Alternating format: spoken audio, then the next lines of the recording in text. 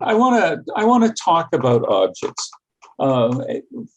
Firstly, because history departments do not teach students how to work with objects. They didn't teach me. I kind of learned on the job. And although I've been there 25 years, the people who taught me had been there 35 years. So I'm still kind of junior, even though I'm kind of old.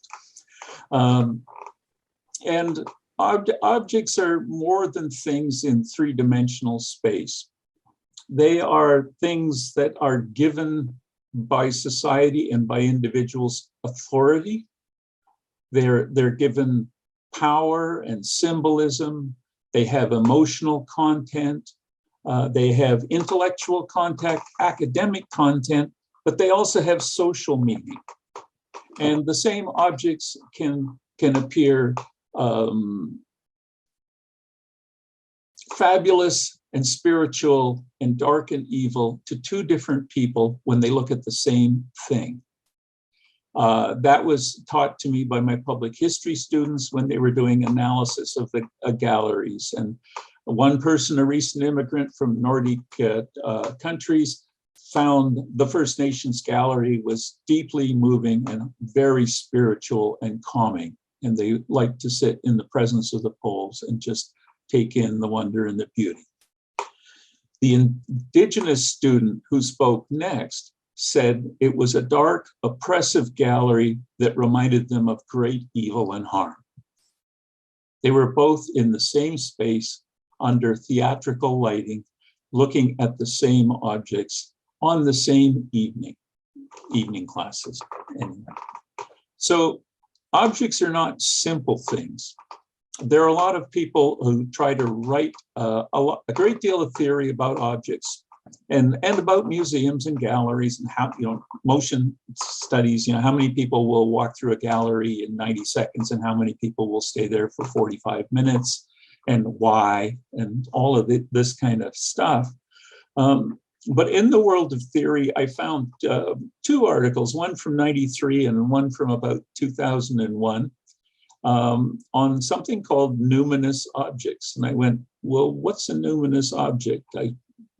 I like the sound of the word, but I don't understand. And it's really about how people will layer meaning onto objects when they look at them. And I thought that was quite interesting because it gets you to the idea that objects may not have an internal power. What we're looking at is a 1965 car that's been covered in house paint. But people will look at that car and get deeply emotional. They will read things into it. They will sense the past presence of people sitting in the back seat. I have seen people burst into tears, which really startled me. And it's about how people approach objects, but it's not necessarily in the object itself.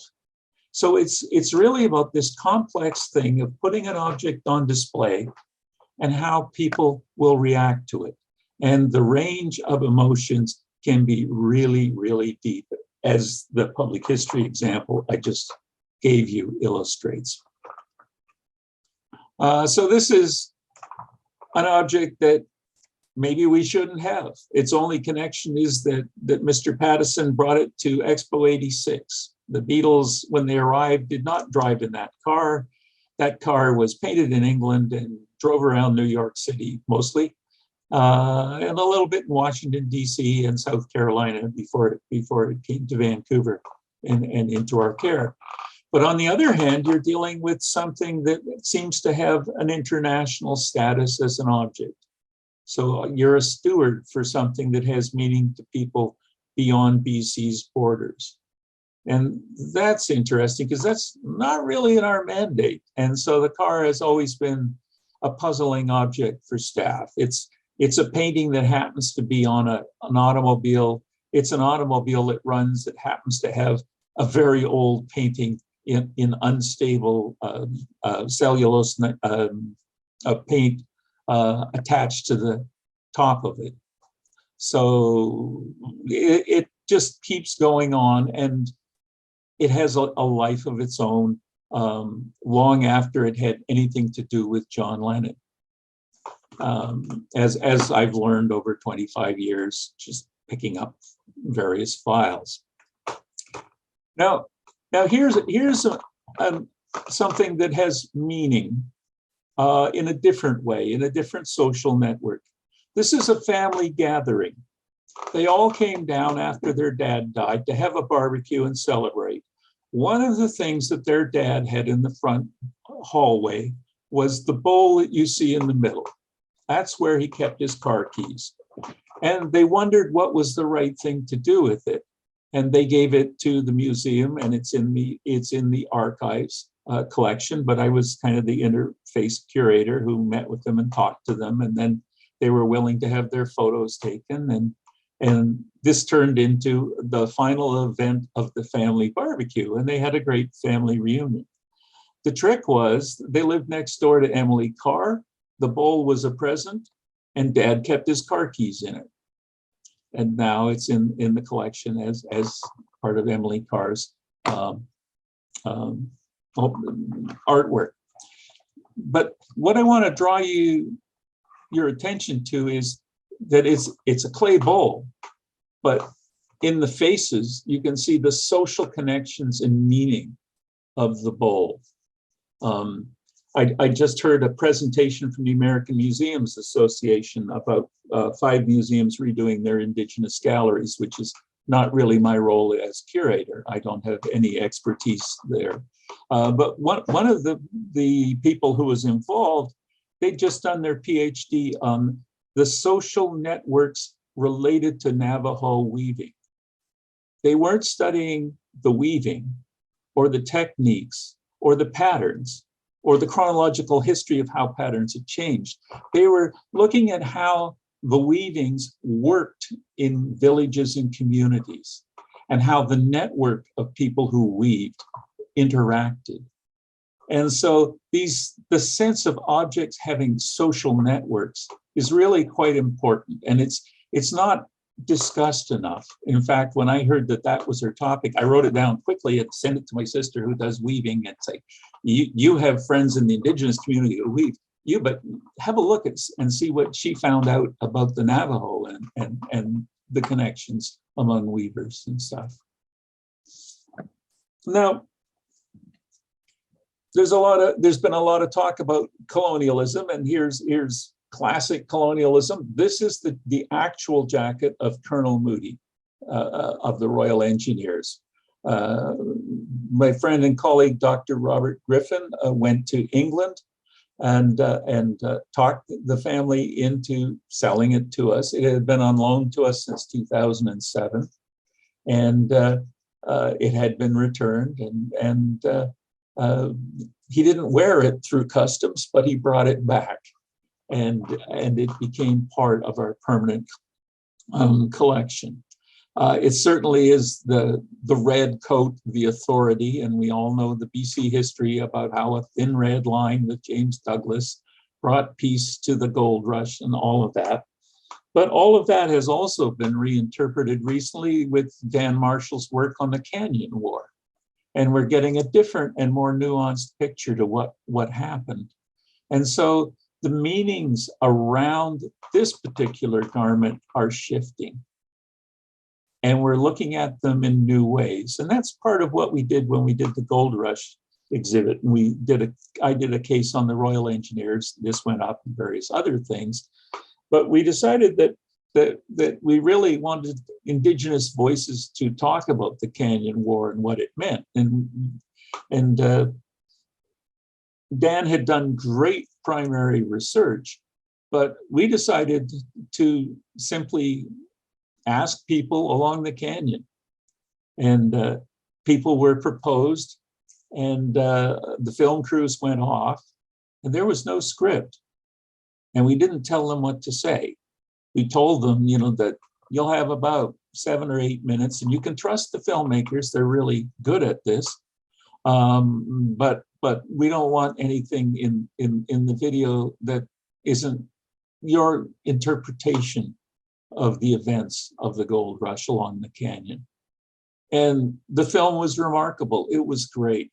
I really enjoyed it. I thought it was quite wonderful. So how we tell stories with objects is shifting as well.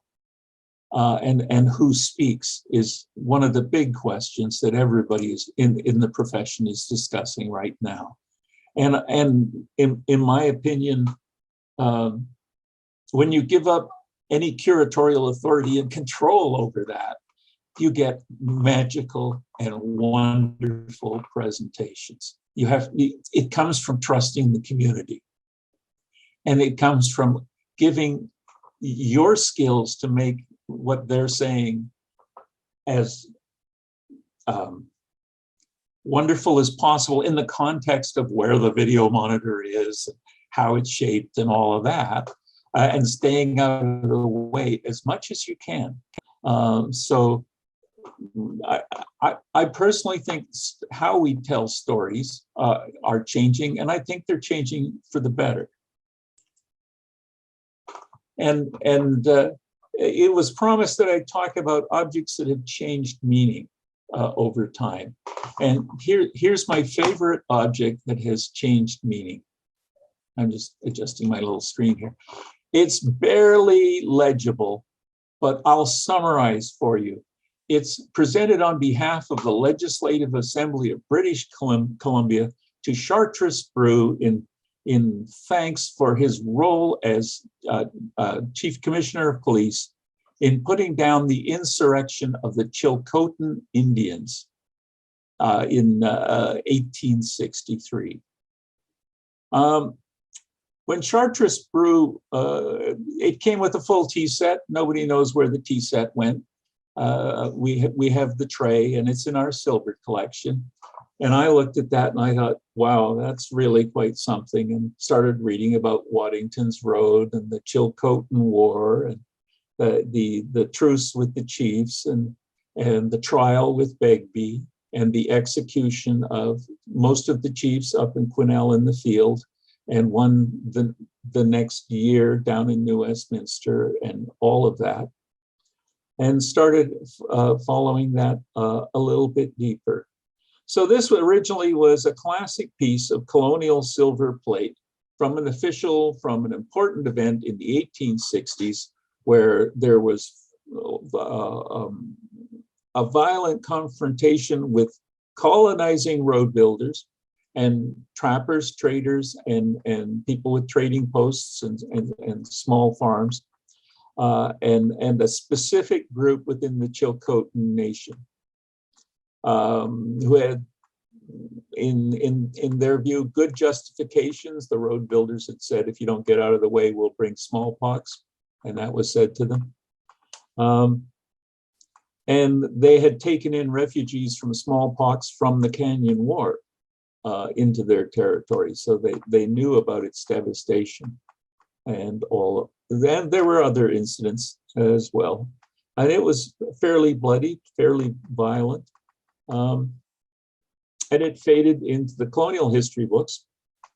Chartres Brew died, and his estate came up to auction, and a member of the family they bought the tray at the auction. They didn't buy the rest of the silver because they were taking it back to England, and there would be a silver tax on bringing it into the country, and they couldn't afford the fees to bring everything in.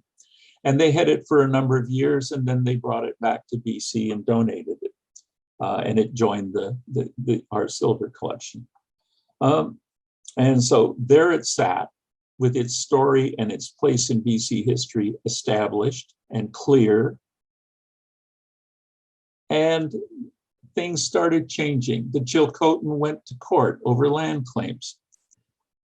As I dug into what they had to say, one of the stories that really got me was an RCMP officer who pulled somebody over on the highways, and he said, "Could I see your license?" And it was in Chilcotin territory, and rolled down the window. And the first thing the driver said is, "Huh, you killed our chiefs."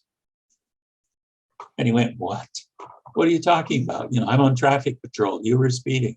Blah blah blah. You killed our chiefs." He didn't know what that meant, so he started asking in the community. And he found out that the chiefs who had gone in under a white flag of truce had been seized, tried, and they were trying to negotiate a settlement involving some people who were with them that were part of the Chilcotin War and the government. And they too were executed under a flag of truce, seized and tried by Begbie and executed. The Chilcotin eventually won their court case. But before that, when His Honor Stephen Point was Lieutenant Governor, they went to Government House and met with him, and they gave him, let's see if I got this here, mouse, a staff. I couldn't get a big long shot of the staff, and I was looking for the exhibit. But here's a detail, and the staff was carved with the faces of all the chiefs who were hung. And they asked him to put it in the front hall of Government House until justice was done. Meanwhile, defeated in the courts, Christy Clark decided the best path was to apologize. And a formal apology was given in the House. I used the words from that apology in the captions. And I went, the exhibit's almost finished, but there's a little bit of space. And I talked to the designer and I said, we should address this. And he said, well, there's a little room, but you better go fast. And I went to Government House and asked if we could borrow the staff and display it. Now that, in theory, justice was done because the apology had been given provincially, but not federally.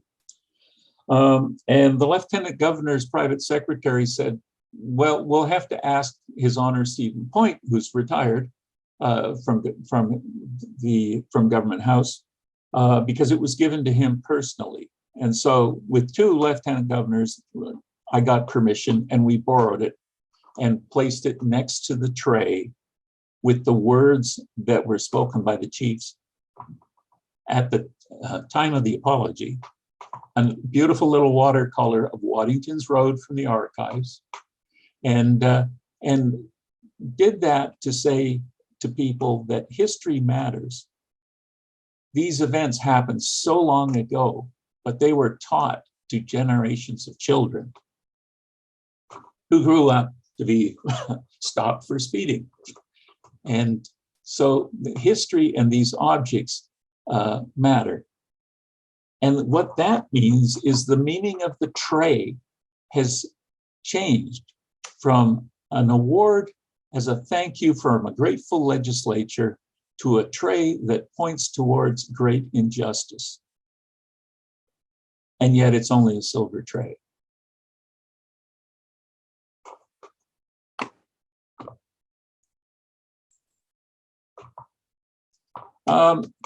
Here's some other things. Not worrying about the author's name. The title of the book, which is a memoir about the time period when these objects were made, is Métis Outpost. So on first glance, we're looking at Métis material. Until you read the book a little deeper and find out, yes, he was a school teacher in Kelly Lake, one of BC's, well, it is BC's oldest Métis settlement. But it was not a Métis family who made these. It was a local Indigenous family. And as you read on, they're named. And so we found out who made these garments for that school teacher in about 1923. However, their meanings depend on whether you view them from the Métis Outpost book label or from the Indigenous community and the family of the chief whose grandmother made these things. But then again, when you look at the author's name, Jerry Andrews, you start going, didn't he become Surveyor General of BC? Wasn't he involved in the surveying of the beaches at D-Day, etc.? And then you go, oh, this is the story of a surveyor who wasn't surveying when he acquired these materials. And then as you look a little closer at it, you learn more about Jerry's life. You'll notice that there are no cartridge. There's one empty cartridge with no bullet in it in the bandolier. All the rests are stubs of pencils because he left the ammunition belt slung over the back of his desk while he was doing memos and drawing maps. And he kept his tobacco in the moccasin because he was a pipe smoker from all of his time in the bush. So there's different ways of looking at just this one cluster. And yet, it's very authentic 1923.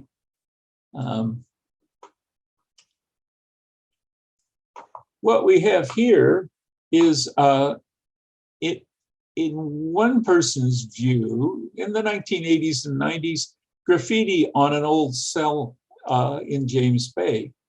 But that's not how it was viewed in the Chinese community. They understood what these writings were. And these were the cells in the federal immigration building that was torn down in James Bay. And they were rescued by an elderly mother and her son who pried them out of the walls, put them in styrofoam, and slid them under the bed until they were donated. It was David Lai and his mother who chiseled 3 of these out of the wall before the building was demolished. Basically trespassed in and took a hammer and a chisel and brought them out. They're our best, for Canada, they are our best firsthand statements of original voice of the immigration experience of Chinese immigrants. There's a translation of the poem from 1912, August 23, 1912, the different calendars. But anyway, so we have 3 of those preserved, and they came in 2000 and caused an uproar. And they've represented BC in 100 Canadian Objects, which was an exhibit that the Royal Ontario Museum wrote. So sometimes language is a barrier, sometimes language is a treasure and a poem with guidance to people who are incarcerated as they came to start a new life. This is a not very good watch. If you know anything about pocket watches, it's a Waltham, and you can see the second hand is missing. And if you really know your Walthams, you know that everybody and their dog had a Waltham. There were millions and millions and millions. They were the Timex of their day. This one is in lousy condition. It's quite worn on the back.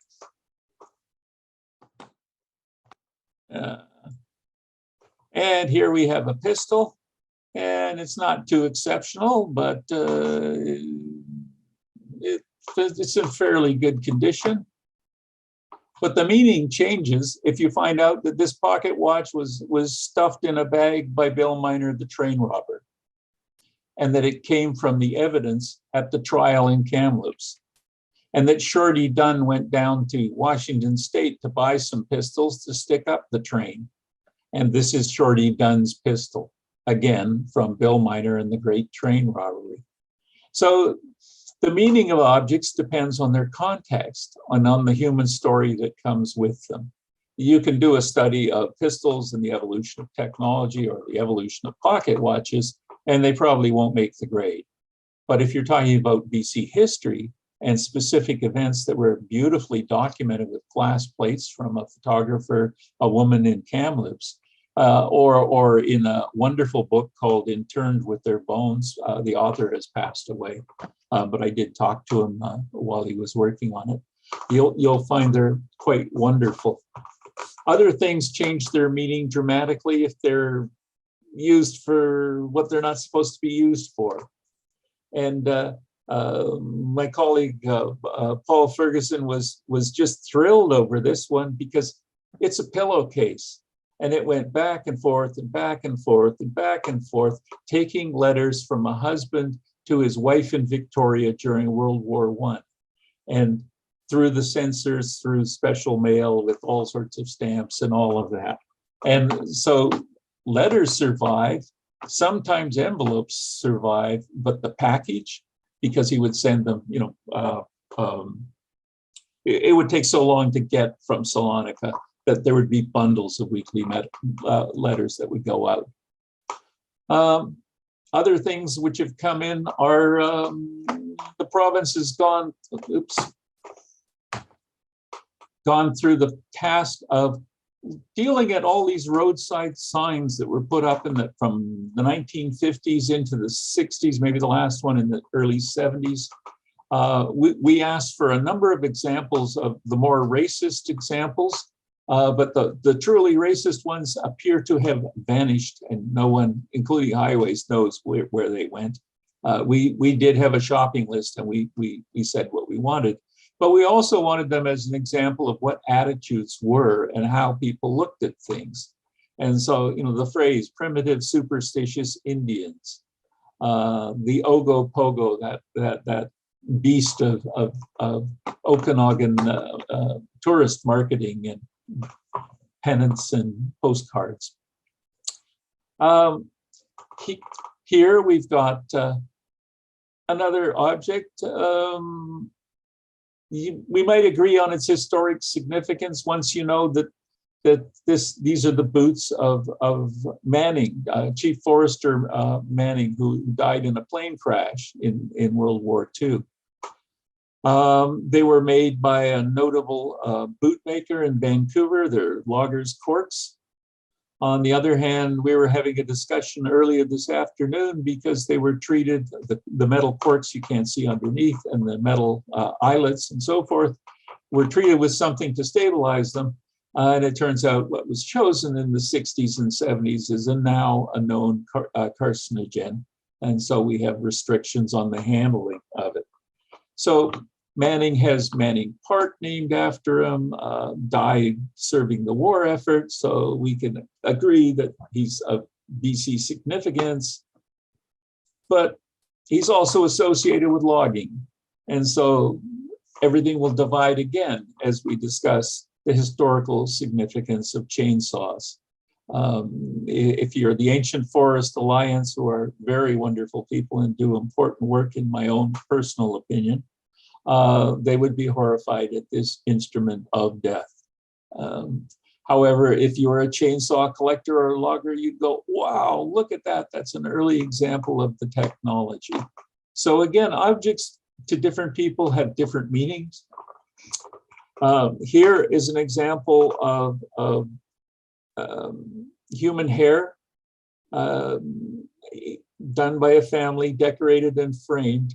And it's in here because it's an example of something that had tremendous meaning at the time it was done. In the same sense that people would get together to get all their family DNA done, they would share hair and create these hair ornaments and as a statement about their family. But it's a statement that increasingly to everybody you show it to goes, ooh, creepy. So is this an object that's changing or is becoming, if you will, less loved as it lives longer and longer in the collection? Or will its meaning change when somebody from the family needs some critical DNA, and will we allow that, and so forth? So objects are not static in collections.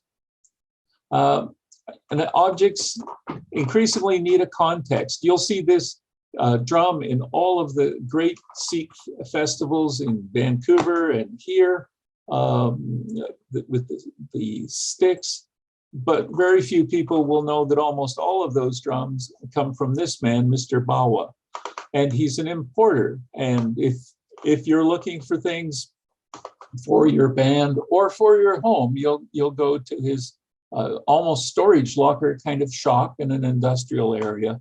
And he was very, very kind to us. And he's known to the community.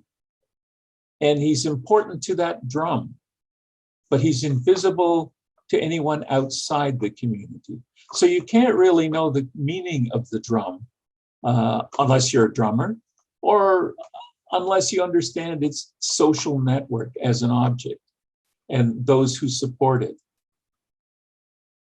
We've done some work talking with food and building up our food and agriculture collection with examples that new immigrants have founded businesses in BC supplying the food needs of communities, and often these food needs spill over to people outside the communities, but they're also cited inside the network of corner stores and businesses that are known to the community and not to outsiders. You cannot do this work without the community and its support.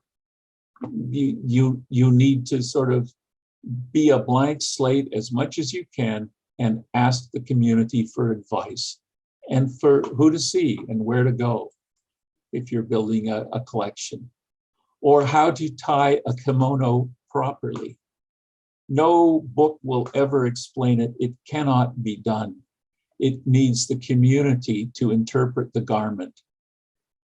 And the initial attempt at this garment was done by somebody who didn't understand, and it turned out they dressed it as a body is dressed for a funeral. It was a horrifying mistake. It didn't go on display, but we turned to the community, and they came in and explained their objects, their culture, and their processes, because they understood the whole social context and the meaning of the objects. And what could be more colonial than a lieutenant governor's uniform? These donors had this very odd object in their family. It was a relative who got a job demolishing a hotel in downtown Vancouver in 1947, found something in the basement in a smoky bag, brought it home. It had its hat. It had its sword. It was featured at proms, Halloweens, kids' parties, dress-ups, and came to us, and with a name attached, but it didn't seem right. The resolution came in two parts, but mostly it came from our textile curator, Colleen Wilson, in the foreground. I was busy studying the pattern of all of the palms and fronds on the front of the garment, because they're different in every photo of every lieutenant governor. I used to think it had to do with deep Masonic meaning, but I came to think it had to do with how big a stomach the person who wore the uniform had. And it was a way of dealing with girth. I could be wrong. But the real answer for me came when I realized that what was unusual is it came with a garment bag. And the garment bag was smoke damaged, which led to the understanding and the monogram. But it was mostly the garment bag that connected to the fire at Government House when Lieutenant Governor Thomas McInnes had to flee Government House when it burned down, but his private secretary ran in at the last moment, went upstairs and rescued the vice-regal uniform and tossed it through the flames into the garden, the smoke on the bag. And I'm going, I think I know whose uniform it is. And on the back of the buttons are button makers, and that gives you a time period because there are research guides for that sort of thing. And so who was lieutenant governor around those years? Because the button movers move a lot or the contracts get changed. But the real answer was found sewn into the thigh of the trousers, the maker, the date, and it was made for Lieutenant Governor McInnes. Now, McInnes is really important because he was the first lieutenant governor in Canadian history who was removed by the Governor General because of tremendous upset politics in BC. When Iona Campanola became lieutenant governor, she was considering a lot of things. She was from Prince Rupert. She worked with the Tsimshian and the Haida a lot. She was interested in repatriation and Indigenous issues. She had been given two names in ceremonies, one from the Tsimshian, one from the Haida.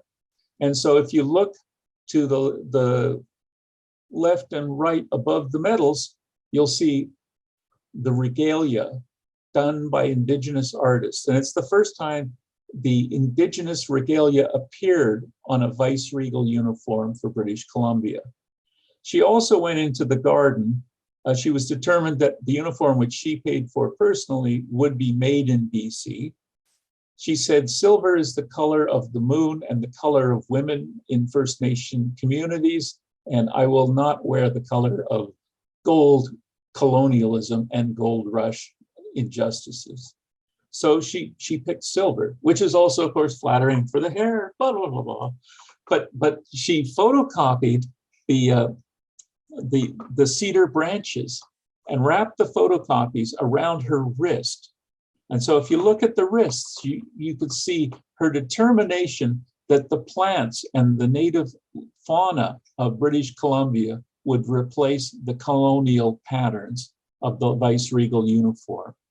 And that's exactly what happened. You can't quite see it, but over her shoulders and going around the back, the yoke is made out of dogwood, symbolizing the people of British Columbia. So before her, there'd never been a woman as lieutenant governor. So there's nothing more colonial than the lieutenant governor's uniform, but here's change. The next lieutenant governor was His Honor Stephen Point, an Indigenous judge from the Fraser Valley. And when he was trying to decide what he would do, it amused him immensely when this old uniform fit, because he said, they might want to say things about me being Indigenous, but I am this office.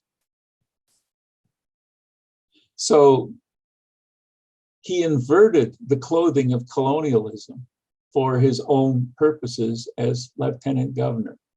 He also proudly wore naval uniforms and was questioned about it and asked, well, why are you wearing a naval uniform? Don't you know those people shelled our villages? And he said, I know that. I know all of the history. We will never forget the history. But we will also live for today and move forward. And we will own our past and make our future. And all of this is done with inversions of what is colonialism. And there's, as I said, there's nothing more colonial than a viceregal uniform that was designed for the court of Queen Victoria in the 1840s. Something else that came up fairly recently was COVID. And I was asked to not share this cartoon by Emily Carr about face masks because everybody was pretty nervous when this started. This appeared on October 7th, 1918, and I owe it to Professor Patricia Roy, who shared this cartoon and many others with me quite early in my career. When I started looking at Spanish influenza in our collection, I found there were only 2 medals given to volunteer nurses, one in Nanaimo and one in Vancouver, and 2 posters in the archives. There were medical files, but in terms of a material history of the events, it wasn't there. So we've been collecting the things you would expect, vaccines, but also the buttons that were created by artists and the artwork by children. And this was one of the earliest pieces. It came off the donor's fridge. And also, who do we collect who hasn't been collected in the past? So this is the homeless camp outside of the Victoria Courthouse, which was occupied for a fair amount of time. And the camp was set up. I talked to some people who worked with them as activists and asked if the 10 City Council would let me come in and make a collection for the museum to represent them. And I was allowed in. You cannot go and have introductions from social welfare agencies or the Victoria Police Department. It just doesn't work like that. And on the days that the camp was being dismantled, I found this. And this was a locally made shrine for a young man who died of a drug overdose in a tent in the camp on Christmas Eve. Some months later, the coroner shared his findings, and no, it wasn't fentanyl, but it was in the middle of the first surge of the fentanyl overdose. It was a mixture of other drugs. Everybody in the camp was extremely upset, and they didn't know how to deal with the death of a stranger in their midst, and they created this memorial And so I asked the council, could I have it for the museum? And we took it with the intention of displaying it for families who've lost members in the opioid crisis. And I said, what's going to happen? And they said, well, they're going to throw it all in a dumpster as we leave. They've been ordered out within a day. And so that's come into our museum, and trades are building a proper storage case for it so that it will survive. And there's been photos taken so we can reconstruct it at some future point. And this is the camp council that I worked with, and asked if I could have permission to take their picture. And those are some of the people that you work with that museums don't usually work with, haven't in the past. When I look at our collections from the 1930s, the sort of things I can find are a handful of clothing, a baton from clearing the Vancouver post office of the March to Ottawa strikers, but not too much else. So we've been trying to do what we can to collect and reflect our times in a respectful manner. Which brings me to Anna's favorite object, this black table. And we're almost at the end. This table was purchased with no provenance and no story in 1999 to act as a plinth in a case in Century Hall. It would hold a lamp, an early cell phone, an instruction manual for K-pros that showed a masculine computer shaking hands with the secretary, and while the computer whispers, he'll be her secret friend, and all of this sort of stuff. And so it's got odd dimensions. It was very difficult to pack, and it was driving Anna crazy. And I said, bring it over and we'll make a box and we'll put it away. But in the process of doing this, a staff person walked out by and said, oh, I have one of those, but it's all rusty. Is that what they look like when they're new? And then I realized that this table is 23 years old. And is this table of any historic significance to the province, to our furniture collection? Honestly, I don't think so, but it's too early to say. But I've got the first tentative odd comment from somebody saying, oh, is that what they used to look like when they were new? So in 50 years' time, will it have meaning? I doubt it, but I could be wrong. But then I don't mind being wrong. I'm a curator. You know, there's so many points of view. You cannot be invested in a single point of view, and that includes on objects. So that brings my talk